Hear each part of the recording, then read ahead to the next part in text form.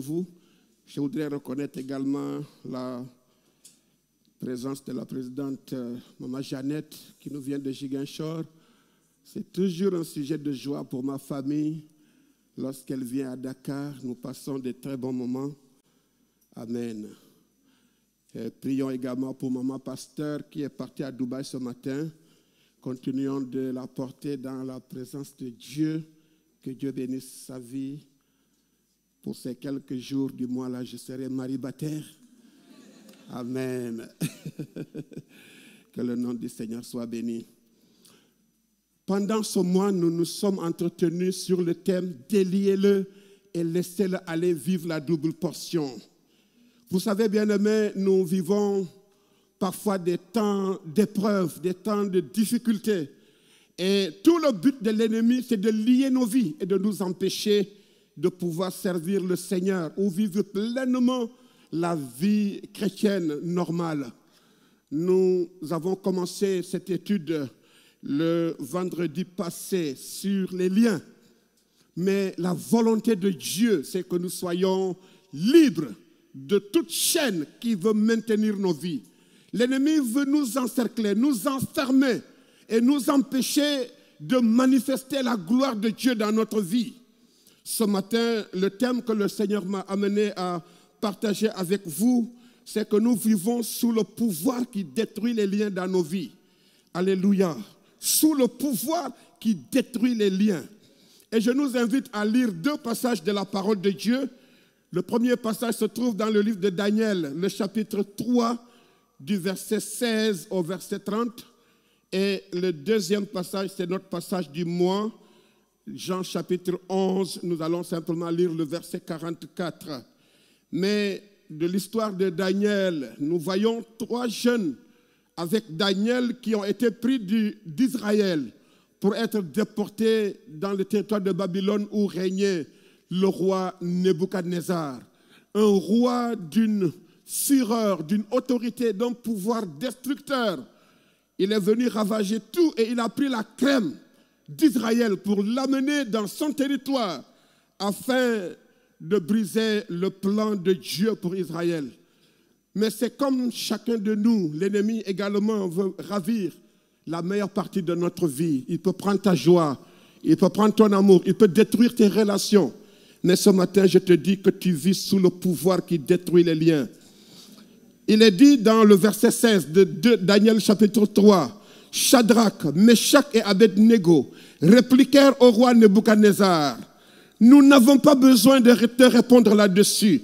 Voici notre Dieu que nous servons peut nous délivrer de la fournaise ardente et il nous délivrera de ta main au roi. Alléluia.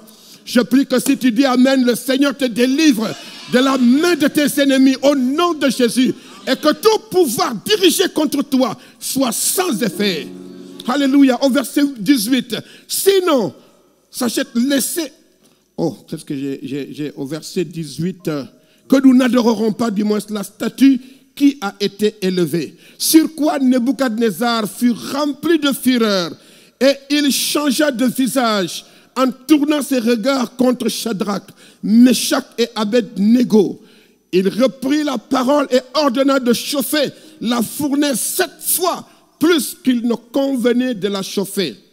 Puis il commanda à quelques-uns des plus vigoureux soldats de son armée de lier, soulignez bien cela, de lier Shadrach, Meshach et Abednego et de les jeter dans la fournaise ardente.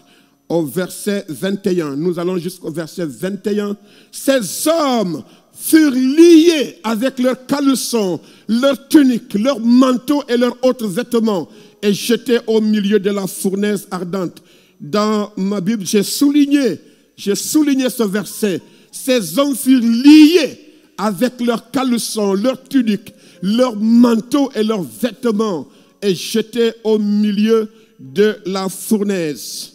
Au verset 22, comme l'ordre du roi était sévère et que la fournaise était extraordinairement chauffée, Donc moi je lis avec la version Strong, donc Amen. Ordinairement chauffé, la flamme tua les hommes qui avaient jeté Shadrach, Meshach et Abednego. Je déclare sur ta vie ce matin que tout ce qui veut jeter du discrédit dans ta vie sera vaincu au nom de Jésus. Tous ceux qui sont porteurs de projets diaboliques contre ta vie vont mourir au nom de Jésus. Sa maison sera déserte. Au verset 25, il reprit et dit, non, au verset 22 ou du moins, au verset 24, nous l'avons lu, au verset 23, et ces trois hommes, Shadrach, Meshach et Abednego, tombèrent liés. Ça aussi, j'ai souligné ça, le verset 23. Alléluia.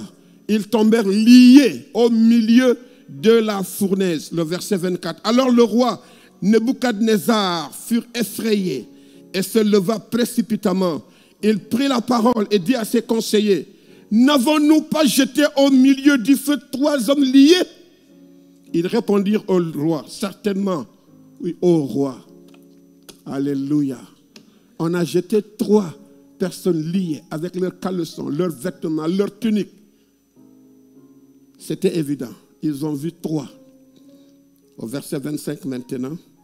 Ça aussi, j'ai souligné ça dans ma Bible. Il reprit et dit, c'est Nebuchadnezzar, que Dieu a donné des yeux de voir ce qu'il a voulu faire et ce que lui, l'Éternel, a repris. Eh bien, je vois 4 hommes sans lien. Tu peux souligner ça. 4 hommes sans lien. Deuxièmement, qui marchent au milieu du feu et qui n'ont point mal. Et la figure du quatrième ressemble à celle d'un des fils de Dieu. Ensuite, Nebuchadnezzar s'approcha de l'entrée de la fournaise ardente et prenant la parole, il dit, Shadrach, Meshach et Abednego, serviteurs du Dieu suprême, sortez et venez au nom de Jésus. Je déclare que tu sortiras au nom de Jésus. De tout discrédit qu'on a voulu jeter sur ta vie, tu sortiras victorieux au nom de Jésus.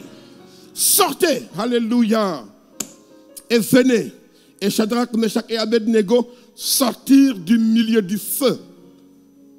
Les satrapes, les intendants, les gouverneurs et les conseillers du roi s'assemblèrent.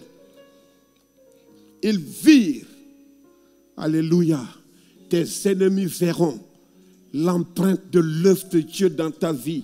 Au nom de Jésus.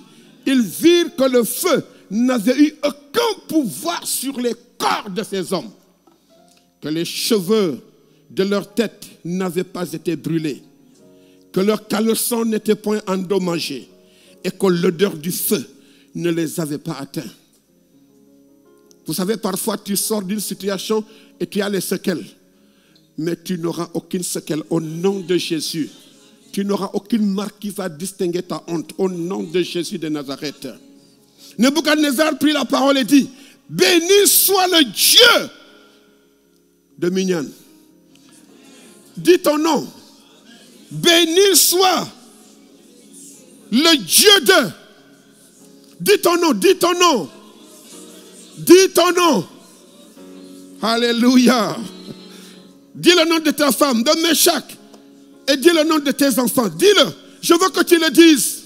Béni soit le Dieu de Midian, de Sophie, d'Hélène, d'Élisabeth. Au nom de Jésus. Béni soit le Dieu tout-puissant, lequel a envoyé son ange et délivré ses serviteurs qui ont eu confiance en lui et qui ont violé l'ordre du roi et livré leur corps plutôt que de servir et d'adorer aucun autre Dieu que leur Dieu.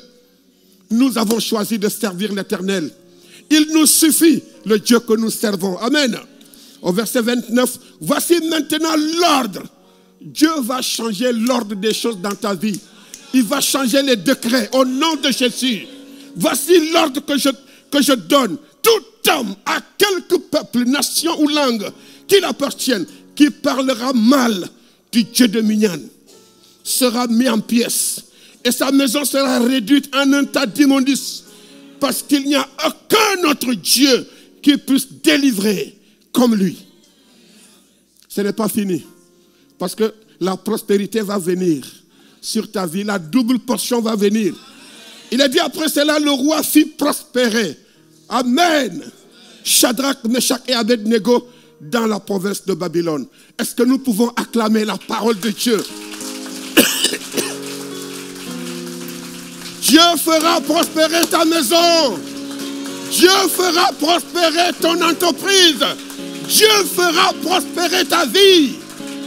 Et tous verront que ce n'est pas l'œuvre de quelqu'un, mais l'œuvre de ton Dieu. Amen. Dans Jean chapitre 11, le verset 44, et nous terminons la lecture de la parole, il est dit, et le mort sortit.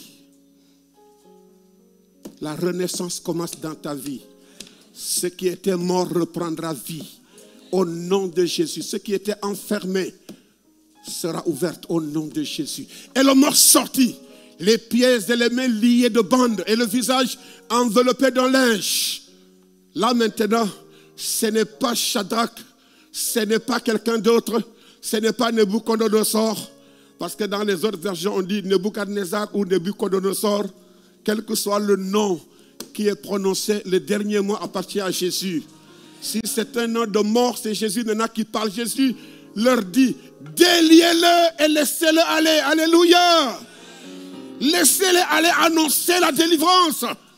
Qu'on te laisse annoncer la victoire. Amen. Que la gloire soit à notre Dieu. Père, ce matin, ce peuple est venu dans ta présence pour écouter la parole de vie, la parole de grâce, la parole de délivrance, la parole de salut, Seigneur. Ce matin, je prie que le Saint-Esprit remplisse ce lieu, Père, et que ton peuple sorte fortifié, édifié, exhorté, encouragé, béni et défié. Ce matin, Seigneur, il y a plus que Shadrach, Meshach et Abednego. Il y a un peuple qui est appelé de ton nom. Je prie que le Saint-Esprit prenne le contrôle. Que tout esprit de distraction soit vaincu au nom de Jésus.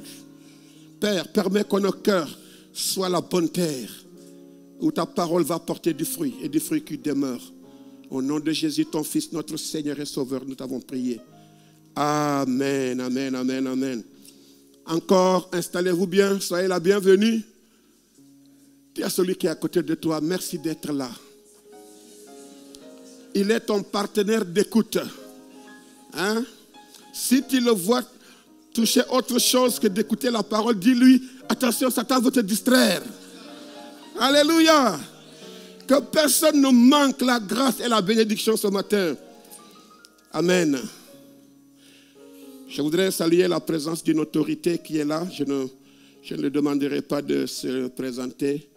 Mais nous avons le colonel-major, l'attaché de sécurité d'une de nos ambassades ici. Je bénis sa présence au milieu de nous. Que Dieu bénisse sa présence. Amen. Bien-aimés, nous vivons ce mois sous ce thème de la délivrance des liens et des chaînes afin que nous vivions la double portion. Nous sommes souvent confrontés à diverses sortes d'épreuves que l'ennemi place sur nos vies. Des situations de souffrance, de séparation, de douleur, de maladie. Mais je sais une chose, le Seigneur est fidèle. La Bible nous a habitués à voir des histoires de personnages qui ont été confrontés à des chaînes, des liens d'oppression, d'opposition terrible. Ce matin, alors que nous lisons ces histoires attirantes, je voudrais vraiment dire merci à Dieu. Cette histoire de Daniel a été souvent une histoire que j'ai visitée. Parce qu'en visitant cette histoire, c'est comme si chacun de nous est en train de revisiter sa propre histoire. Ce passage était à la fois, à l'époque, un temps d'encourager la foi, mais c'était également un message de la fin des temps qui nous annonce qu'à la fin des temps, un tyran se lèvera encore. L'Antéchrist se lèvera pour jeter beaucoup de personnes dans le feu de la persécution. Mais ce matin, je peux croire qu'il y a plus que Shadrach, Meshach et Abednego, plus que des Daniel, puisque ces gens-là avaient voulu voir ce que nous voyons aujourd'hui et ne l'avaient pas vu. Et si ces hommes, dans des temps où il était beaucoup plus difficile de dire non à un roi comme Nebuchadnezzar, à plus forte raison nous. Alléluia. Le royaume de Babylone était parmi les royaumes les plus cruels, les plus rudes. Personne ne pouvait décider autre chose que le roi Nebuchadnezzar. C'était un roi farouche. Et c'était comme les Chaldéens. Ils arrivaient que lorsqu'ils prenaient les gens en guerre, ils les tuaient. Et ils prenaient leur tête, ils les entassaient. C'était un roi qui avait le droit de vie et de mort. Il suffisait qu'ils disent que tel va mourir, qu'il n'y a même pas à attendre. Et c'est dans son royaume que 3 jeunes juifs ont été amenés en captivité. Lorsqu'ils sont arrivés, on a voulu changer leur nom. On a voulu changer leur système. On a voulu enlever leur système de pensée juif pour les conformer aux principes du royaume de Babylone. Le royaume de Babylone était comme le royaume des Mèdes et des Perses. Quand le roi disait une chose, la chose était déclarée et personne ne pouvait le changer. Mais voici ces 3 jeunes qui sont venus. Déjà, nous le voyons dès les chapitres 1er et 2e, que ces jeunes avaient décidé de ne pas se conformer. Bien-aimés, nous avons toujours la liberté de choisir d'être avec Dieu comme de ne pas être avec lui. Quels que soient les endroits où nous pouvons nous trouver, quelles que soient les circonstances dans lesquelles nous devons vivre, lorsque nous avons choisi de vivre pour Jésus, nous avons choisi de lui donner notre vie et de marcher dans ses principes. La Bible nous dit dès le début que Daniel et ses amis étaient résolus de ne pas se souiller avec cette culture, de ne pas se souiller avec la nourriture, ni avec les lois, ni avec les principes d'adoration de leur peuple. Aujourd'hui, Dieu cherche encore des hommes qui refusent les chaînes. Vous savez, les chaînes, ce n'est pas simplement spirituel que nous voyons. Il y a des chaînes de pensée. Aujourd'hui, nous sommes en train de vivre un monde en mutation continuelle. Aujourd'hui, nous parlons de l'intelligence artificielle. On dit IA, non? Mais d'autres ont renversé cela pour dire que c'est Haï, la petite ville qui avait défié Israël. Alléluia. IA aussi peut devenir Haï. Ce que vous pensez que c'est bon pour vous, ça peut aussi nuire. Et nous vivons dans ce monde. Je crois que ce mois ou bien les jours passés, vous voyez ce qui anime la toile, où des gens sortent la vie des gens, où les gens divulguent des nouvelles, où les gens, et même ceux qui n'étaient pas concernés dans cette histoire, sont rentrés dedans. Chacun va de son commentaire. Je crois que vous savez de ce dont je parle. Mais cela ne nous concerne pas. De toute façon, ne péchez pas. Ce qui ne vous regarde pas, ne vous regarde pas. Que chacun de nous cherche à se sauver. Parce que le monde va mal. Et Satan travaille. Amen. Que le nom du Seigneur soit béni. Cette histoire de Daniel, où des gens sont sortis des liens, j'ai relu cela aussi avec Jean chapitre 11. Ces 2 histoires sont un peu similaires, quoique n'ayant pas la même forme. Mais nous voyons que chacun de ces personnages a reçu des liens. Mais à la fin, c'est le 4e homme toujours qui a la victoire. Si aujourd'hui tu vis aussi ces liens, sache que tu auras aussi la victoire. Cette histoire de 3 jeunes juifs, amis de Daniel, déportés hors de leur pays, ont décidé de confier leur vie au Dieu des cieux, dans un royaume incarné par un roi tyrannique, un roi de terreur et de puissance, celui de Nebuchadnezzar. Parce que ces jeunes Hébreux ont décidé de ne pas se conformer aux lois de Babylone, mais de se conformer au roi établi par leur Dieu. Dieu va veiller. Moi, je peux vous dire, bien-aimés, que si nous confions nos vies au Seigneur, il a le pouvoir de nous garder contre tout mal. La plupart du temps, c'est que nous voulons être partagés. Mais si nous avons décidé d'être du camp de l'Éternel, le combat lui appartient. Les combats de ta vie appartiennent à Dieu. Alléluia. C'est comme Dieu le disait, vous n'avez pas à combattre. L'Éternel combattra pour vous. et vous verrez la délivrance de l'Éternel. Parce que ces jeunes alors ont décidé de ne pas se conformer aux lois établies par le roi Nebuchadnezzar. Cela leur a coûté la fureur du roi qui a ordonné qu'on chauffât une fournaise. La fournaise n'est rien d'autre qu'un instrument d'intimidation, un instrument de souffrance, un instrument de torture que le roi avait initié. C'est comme du temps de Jésus, le principe de la croix. La croix au départ était juste un principe de pouvoir intimider tous ceux qui voulaient s'opposer à la colonisation romaine. Mais cela était devenu un instrument de victoire. Je sais, et je te le dis ce matin, la situation que tu traverses, le Seigneur le changera à un instrument de gloire. Si c'était par la maladie que tu passes, le Seigneur fera que cela soit un instrument qui va révéler la gloire de Dieu. Et lorsque ces jeunes se sont redressés, parce que le roi Nebuchadnezzar avait fait établir une statue d'or, tellement haute que tout le monde dans le territoire devait se prosterner pour reconnaître la suprématie de cette statue.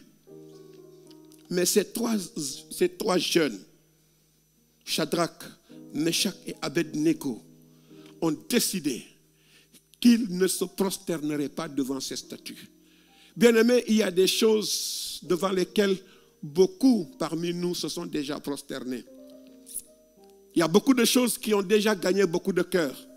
Est-ce que vous savez que la mode même peut être la statue de Nebuchadnezzar? Et beaucoup de personnes se prosternent devant la mode. Les systèmes de pensée, toutes sortes de choses qui élèvent. Et vous allez voir qu'aujourd'hui, beaucoup de personnes aiment ce qui est élevé, aiment ce qui est bien, aiment ce qui attire les regards. Nous sommes dans un monde où le principe de Genèse 11, où les hommes ont voulu ériger une tour qui toucherait le ciel, Satan n'a pas encore changé son principe. Aujourd'hui, il veut encore enchaîner les hommes dans des systèmes qui font noyer leur foi et leur identité. Aujourd'hui, lorsque vous regardez les églises, de moins en moins, les gens vont à l'église. De moins en moins, les gens sont attirés par les choses spirituelles. Mais ils sont beaucoup plus attirés par des choses qui réjouissent le cœur, par des choses de plaisir, par des choses de grandeur. Mais une des choses qui sont une consolation, c'est que Dieu, dans tous les siècles, aura toujours des Shadrach, des Meshach et des Abednego, des gens qui savent dire non à ce qui n'est pas de Dieu. Quel que soit ce qui se trouvera devant nous, ils ont dit, sache au roi que nous ne nous prosternerons pas devant ta statue et nous n'allons pas l'adorer. Au prix de leur vie.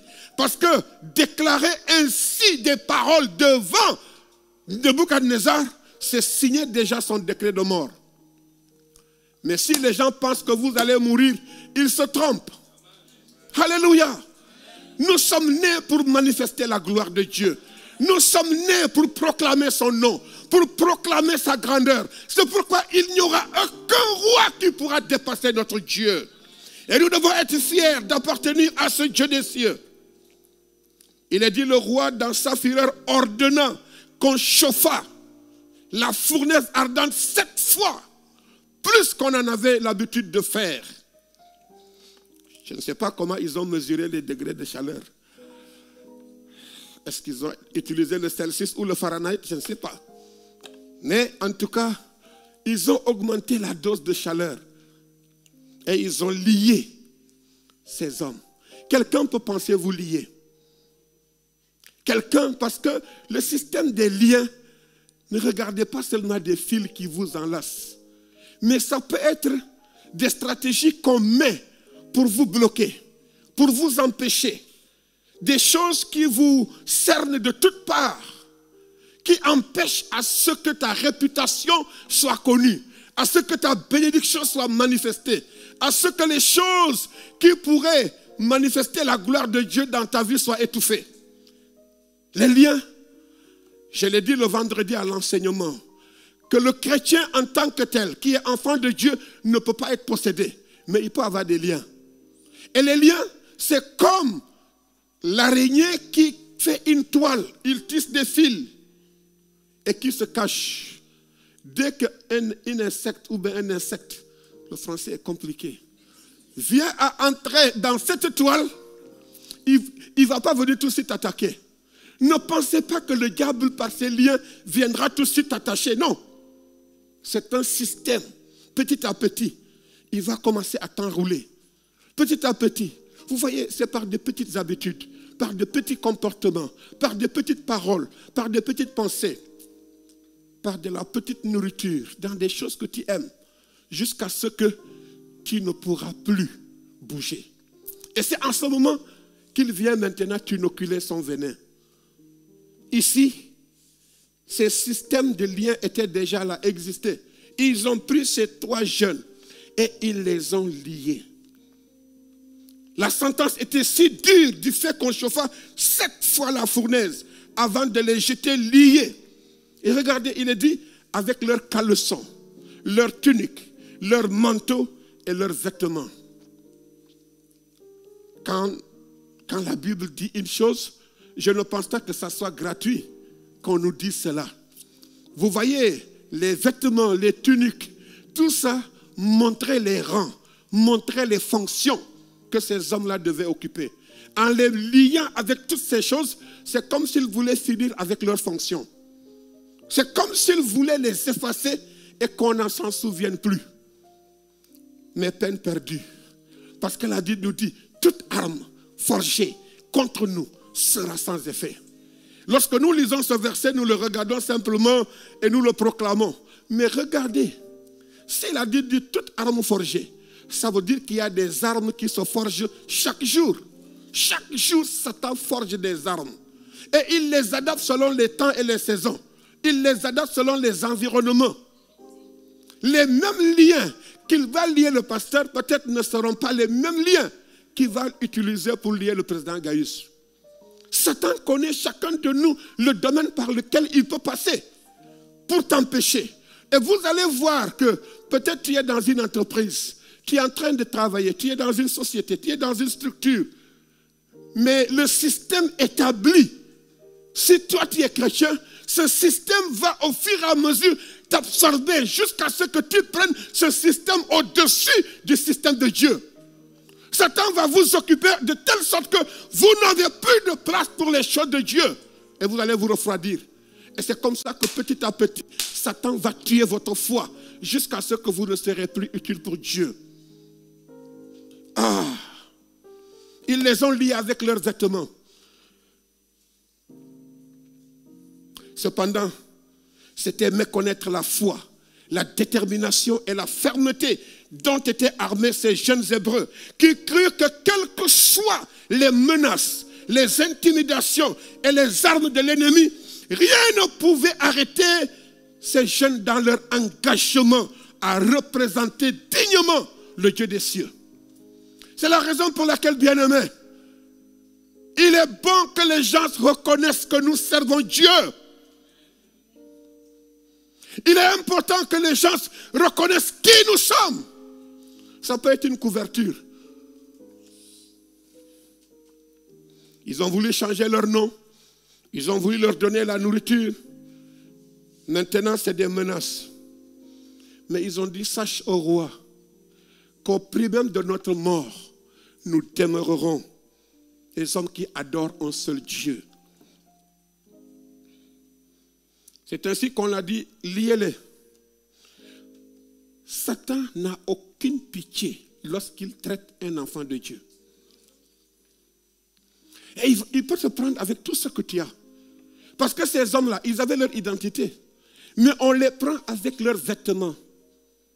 Tout, on les lie. Et on les jette dans la fournaise. Waouh! Lorsqu'on les jetait dans la fournaise, quelque chose d'abord s'est passé. Parce que moi je suis sûr que les gens qui sont venus les lier, ce n'était pas la première fois qu'il jetait des gens dans la fournaise. Parce que si une fournaise a été créée, c'est qu'il a une origine. Imaginez combien de personnes ont été jetées dans cette fournaise. Mais la plupart du temps, ceux qui sont à l'origine de ces choses ne savent pas que c'est pour un temps. Il y a un des présidents de nos pays qui avait une mare à crocodile. C'est pas loin, ici la Gambie. Mais quand son royaume est tombé, que sont devenus ces caïmans? Récemment, j'étais en train de voir un documentaire sur le village de Badolité, de Mobutu Sese Seko. Cela m'a fait beaucoup réfléchir, bien-aimé. Il avait érigé une statue à sa femme. Mais aujourd'hui, ce sont les herbes qui entourent cette statue. Et lorsque vous arriviez, lorsque Badolité était déjà à sa gloire, dans la forêt du Congo, vous trouvez des jets d'eau. Vous trouvez un palais de luxe. Vous trouvez des piscines bien entretenues.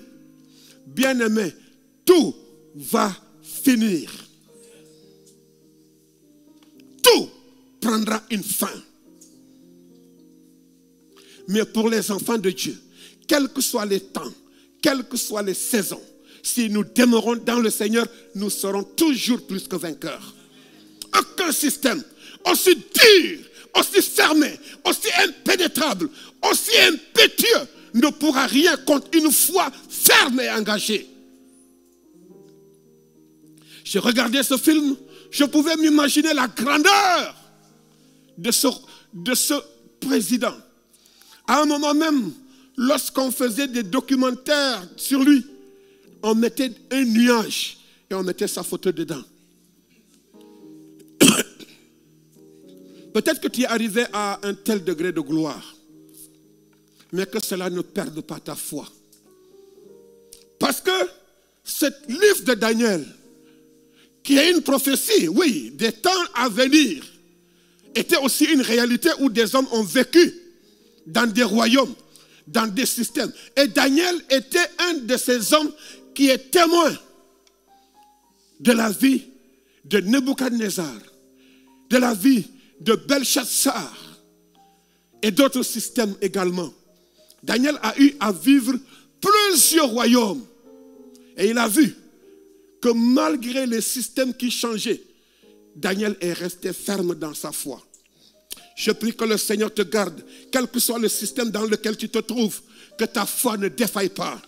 Mais que Dieu continue de rendre notre foi inébranlable, afin qu'aucun lien, aucune chaîne ne peut nous empêcher de vivre pleinement notre foi. Lorsqu'on les jetait dans la fournaise, il y avait une telle chaleur que ces hommes qui avaient l'habitude de jeter des gens et rester indemnes, la Bible nous dit que ces bourreaux-là sont morts. Vous venez jeter des gens dans une fournaise et c'est vous qui mourrez. Est-ce qu'on ne peut pas arrêter? Quand ils sont morts, les autres ont dit, prenez-les. Peut-être que même plusieurs bourreaux sont morts. Hein? Mais vous voyez, quand Satan est déterminé, il ne s'arrête pas. Et on les a pris, les trois, avec leurs vêtements, avec tout, on les a jetés dans la fournaise. Regarde au verset 23. Et ces trois hommes, Shadrach, Meshach et Abednego, tombèrent liés au milieu de la fournaise ardente. Bien-aimé, il peut y arriver que nous soyons dans une fournaise. Cela n'a rien à voir si tu es enfant de Dieu, oui ou non. Parce qu'il y a des enseignements qui pensent que le chrétien ne peut pas souffrir. Que le chrétien ne peut pas tomber malade. Que le chrétien ne peut pas. Cela, ce n'est pas l'évangile. L'évangile de Jésus-Christ nous montre que le malheur atteint souvent le juste. Mais l'Éternel l'en délivre toujours. Alléluia. Même s'il arrive le malheur, même s'il arrive la souffrance, même s'il arrive que tu manques du pain, tu manques de la nourriture, même s'il arrive que tu tombes malade, que même les médecins déclarent maladie incurable, l'Éternel peut toujours délivrer. Alléluia. Il délivre toujours. Ces hommes, bel et bien, sont tombés dans la fournaise ardente. Mais quand Dieu agit dans nos vies, nos chaînes et nos liens tombent et sont consumés par le feu dévorant de l'Éternel. Parce que ici, ça sera guerre de feu. Alléluia. Guerre de fournaise. Feu contre feu. Alléluia. Le feu de la fournaise perdit sa puissance. Wow. D'abord, le premier échec que ce feu a fait, c'est que les gens qui amenaient les gens dans la fournaise sont morts. Et les gens qu'on amenait sont vivants. Imaginez-vous, quelqu'un complote contre vous. Et il pense qu'il aura le dessus sur toi. Il te verra la tête haute. Alléluia.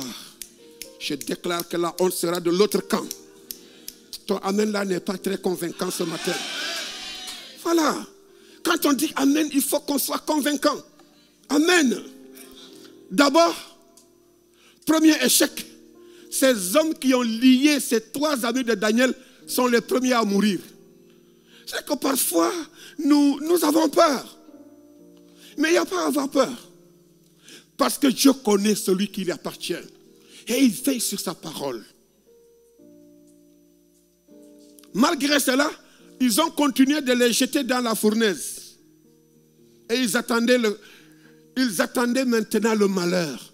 Qu'on vienne annoncer à Nebuchadnezzar qu'on s'est dépouillé de ces hommes-là. C'est fini, on s'en est débarrassé. Et ça veut dire travail propre. Ils ne vont pas finir avec toi comme ça. Ils ne vont pas finir avec toi. C'est comme les frères de Daniel, de Joseph. Ils étaient venus dire maintenant c'est fini. Une bête féroce l'a dévoré et puis c'est fini. Hey! Les faiseurs de rêves, on verra ce que deviendront ces rêves. On ne va pas se débarrasser de toi comme ça. Au nom de Jésus de Nazareth. S'ils vont faire leur manigance, prendre ton nom, l'amener loin dans une forêt, je ne sais quoi, pensant que c'est fini. Ils reviendront, ils te verront, John, qui les regarde comme ça. Alléluia. Au nom de Jésus de Nazareth. Toute arme, quelle que soit son origine, ou quel que soit, je ne sais pas quoi, il ne pourra rien contre toi. Regardez, le roi même disait, dans son orgueil, il disait, et on verra, quel est le Dieu qui pourrait alors vous délivrer de mes mains? Quand ces jeunes-là ont dit que nous n'allons pas, il a dit qu'on va les tuer. Ils ont dit, il n'y a pas de problème. Il dit, on verra.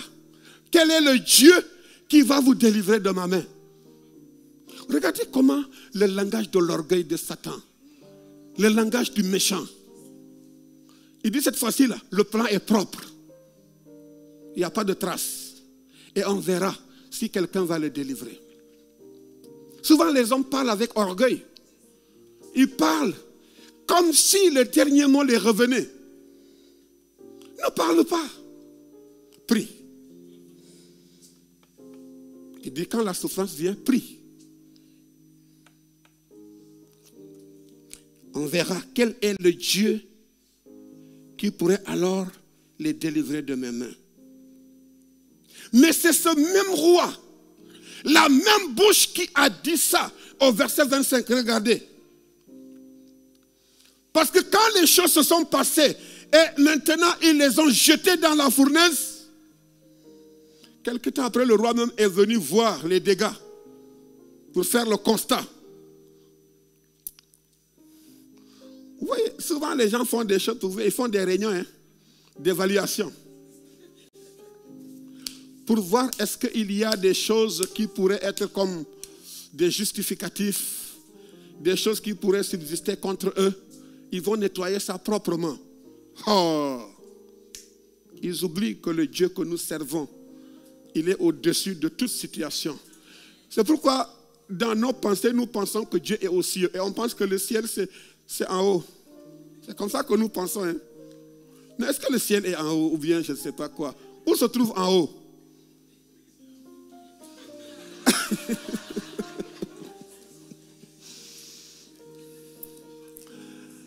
Mais en haut, c'est où? Parce que nous sommes sur la terre qui tourne. Maintenant, en haut, c'est où?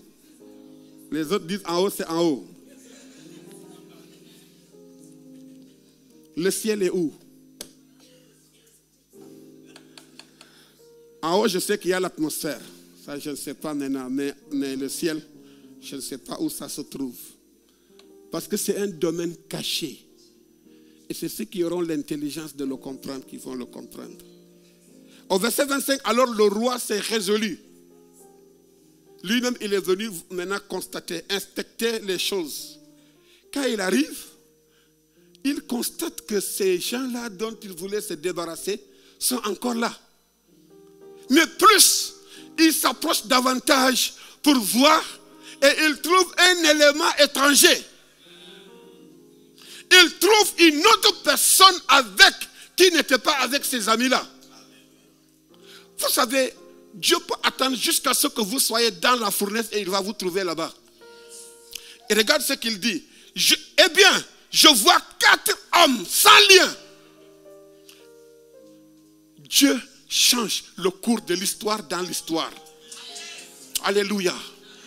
Dieu change les jeux dans le jeu. Waouh! C'est dans le jeu que Dieu change le jeu. Des hommes liés avec leurs caleçons, leurs tuniques, leurs vêtements. Il arrive, il trouve des gens sans lien. Et il trouve une autre personne qui s'est ajoutée. Ça, c'est Dieu lui-même qui s'est ajouté dans ton combat. Alléluia. Dieu viendra te trouver dans ton jeu. Dieu viendra te trouver dans ton épreuve. Dieu viendra te trouver dans ta situation. Et il dit, qui marche au milieu du feu. Ce qui semblait les lier est délié. Ce qui les empêchait de ne pas marcher, maintenant ils marchent dans le feu. Hey! Ensuite, et qui n'ont point de mal. Qui peut rester dans le feu et ne pas avoir du mal? Ça, c'est Dieu. Et ensuite, parce que chaque fois il ajoute, hein, il dit, qui n'ont point de mal. Et la figure du 4e ressemble à celle d'un fils de Dieu.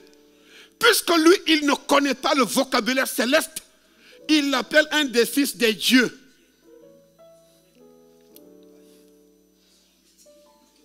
Alléluia. Il a dit quoi? Bailler. Ah, alléluia. Waouh. Par son pouvoir, le 4e homme donna aux 3 amis l'autorité de marcher au milieu du feu sans lien.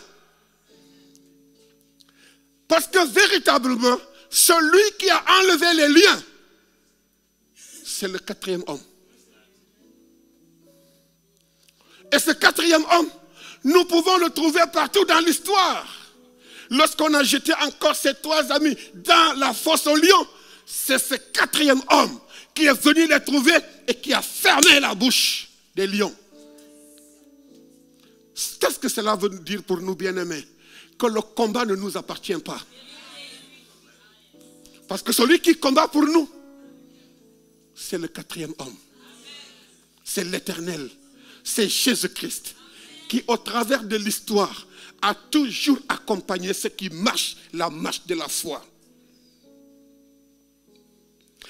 Le prophète Ésaïe l'avait prophétisé déjà dans Ésaïe 43, verset 2. Il disait ceci: quand tu passeras par les eaux, je serai avec toi. Quand tu traverseras les fleuves, ils ne te submergeront pas. Quand tu marcheras dans le feu, il ne te brûlera pas. Il ne te fera pas de mal. Et tu ne seras pas brûlé, puisque moi, l'Éternel, je suis ton Dieu, le Saint d'Israël, ton sauveur. Est-ce que tu sais qu'il y a quelqu'un qui te sauve de tes malheurs? Il y a quelqu'un qui marche avec toi. Lorsque les hommes nous cernent et que nous n'avons plus d'issue, lui, il crée une issue. Lorsque nous n'avons plus de solution, lui, il est la solution. Dieu est la solution de ceux qui le craignent. Et c'est ce que ces trois hommes ont expérimenté. De la même manière que le quatrième homme a dominé la fournaise et a donné aux trois amis de Daniel de marcher au milieu du feu. De la même manière, la voix de Jésus, dans Jean chapitre 11, est allée chercher Lazare dans la tombe. De la même manière, c'est Jésus qui est venu à la porte du tombeau de Lazare et dont la voix est allée chercher Lazare dans le tombeau. Le nom de Lazare, c'est Dieu qui vient à mon secours. Et tu es comme Lazare. Ton Dieu viendra à ton secours. C'est pourquoi aux portes de la tombe, Jésus, dans Jean chapitre 11, Jésus a crié, Lazare, sors! Puisque Lazare était lié dans la tombe. Il y avait des bandelettes. Ce n'est pas seulement quand il est sorti, hein. C'est quand il est sorti que nous avons revu les bandes. Mais c'est avec les liens qu'on l'a mis dans la tombe. Mais la voix de Jésus a fait que Lazare est sorti. Même avec des liens, il est sorti. Et le mort sorti. C'est en ce moment, comme le quatrième homme a donné le pouvoir les autres de marcher dans le feu, Jésus aussi ordonna aux gens d'aller délier Lazare. Alléluia. Aujourd'hui, force est de constater que la vie est remplie de fournaises ardentes, de tombeaux qui enferment des espoirs ou des épreuves qui secouent les hommes. C'est pourquoi Pierre dit dans sa lettre de ne pas être surpris par la souffrance dans 1 Pierre chapitre 4 verset 12. Deuxièmement, Dieu promet que si nous croyons et que nous nous reposons en lui, alors la souffrance va agir sur notre foi.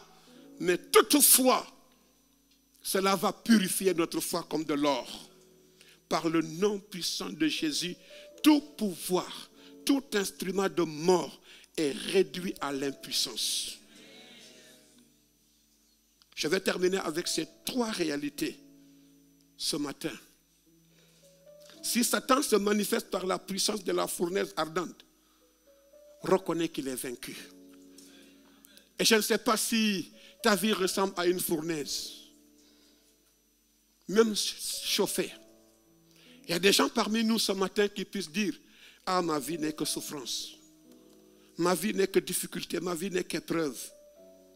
Mais laisse-moi te dire que si ces trois hommes ont vaincu à cause de leur foi, alors qu'ils ne connaissaient pas Jésus, peut-être qu'ils n'avaient jamais rencontré ce quatrième homme.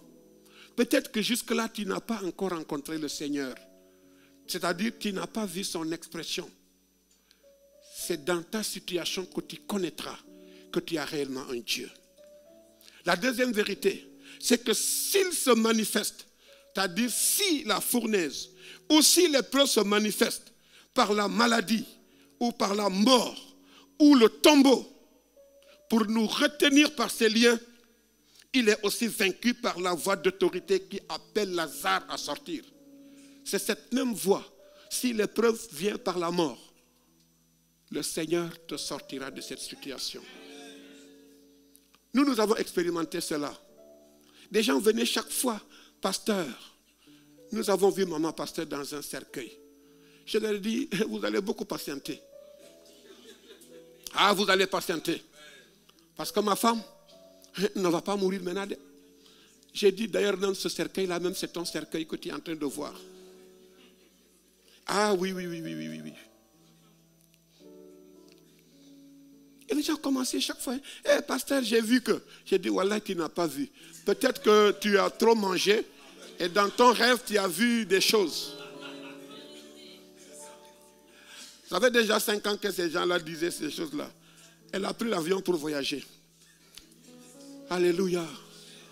Bien-aimé, l'épreuve peut venir.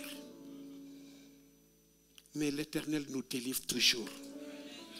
La troisième et dernière vérité, c'est que s'il se manifeste par le feu ou par l'eau, parce qu'il peut se manifester par le feu comme cette fournaise, il peut se manifester par le tombeau comme le cas de Lazare, mais il peut aussi se manifester par de l'eau. Comme avec les prophètes de Baal, dans 1 Roi 18, 34 à 38.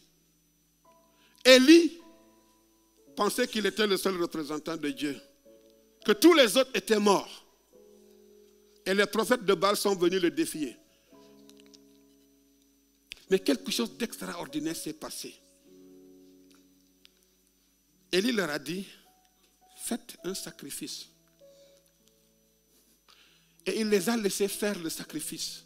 Quand son tour est venu, Élie leur a dit, prenez de l'eau, versez. De vous en moi, quand l'eau rencontre le feu, qui est éteint?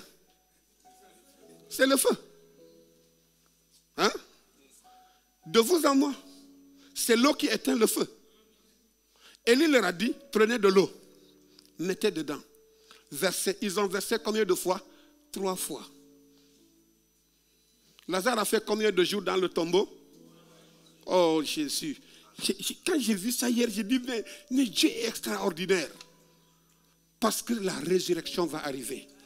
Ce qui était mort dans ta vie va ressusciter au nom de Jésus.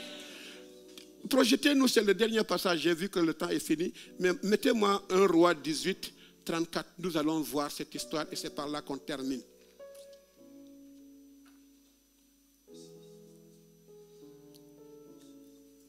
Quelqu'un va me lire cela tout de suite. 1 Roi 18, verset 34 jusqu'à 38, à haute voix et amen. C'est Élie qui parle, il dit, faites-le une seconde fois. Et ils le firent une seconde fois. Il dit, faites-le une troisième fois. Et ils le firent une troisième fois. L'eau coula autour de l'autel et l'on remplit aussi d'eau le fossé. Au moment de la présentation de l'offrande, Élie le prophète s'avança et dit, Éternel Dieu d'Abraham, d'Isaac et d'Israël, que l'on sache aujourd'hui que tu es Dieu en Israël, que je suis ton serviteur et que j'ai fait toutes ces choses par ta parole. Bien-aimés, ne faites pas les choses sans la parole. Ne faites pas les choses par vous-même. Ne faites pas les choses par les stratégies des hommes. Faites les choses par la parole. Réponds, Éternel, réponds-moi afin que ce peuple reconnaisse que c'est toi, Éternel, qui est Dieu et que c'est toi qui ramènes leur cœur. Alléluia. Regardez ce que la parole de Dieu nous dit au verset 38. Et le feu de l'Éternel tomba. Et il consuma l'holocauste, le bois, les pierres et la terre. Et il fait quoi? Wouhou! Mais ça mérite des acclamations.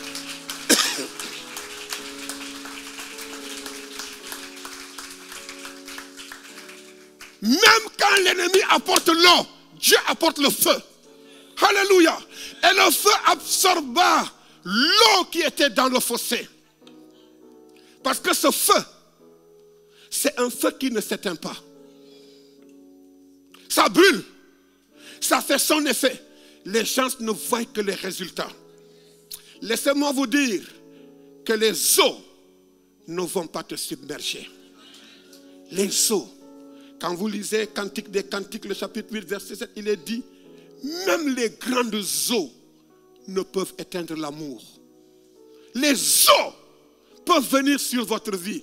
Les gens vont penser qu'ils vont te noyer. Mais l'Éternel te relèvera toujours.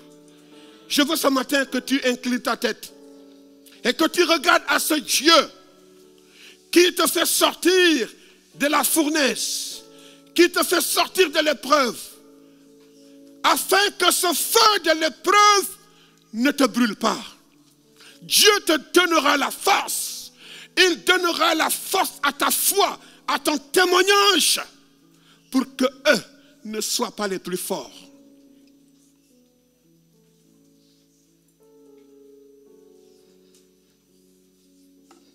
Alléluia. Père, ce matin, tu es le Dieu qui vient dans nos prisons, qui vient dans nos fournaises, qui vient dans les tombeaux, qui vient devant ces hôtels sataniques.